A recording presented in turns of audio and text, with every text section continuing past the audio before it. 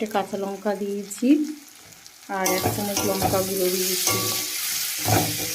এবার একটু নাড়াচাড়া করতে হবে। দেখো কত সুন্দর একটা কালার চলে এসেছে। এবার আমি নুন দেব। নুন দিলে তাহলে তাড়াতাড়ি টমেটোগুলো গলে যাবে। 1 চামচ মতো নুন দিলাম আর 1/2 চামচ দিলাম।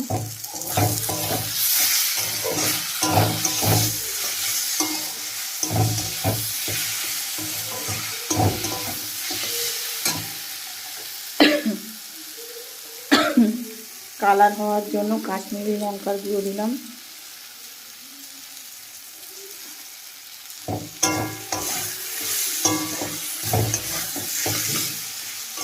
দেখো কালারটা চলে এসছে। এবার আমি ধুয়ে রাখা যে খাসির মাংসগুলো সব ঢেলে দিলাম।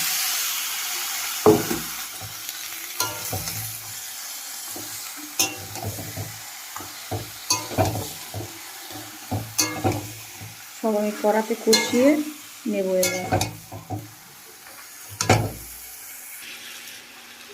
মাংসটা কষাতে কষাতে দেখো কত সুন্দর কালার চলে আসছে।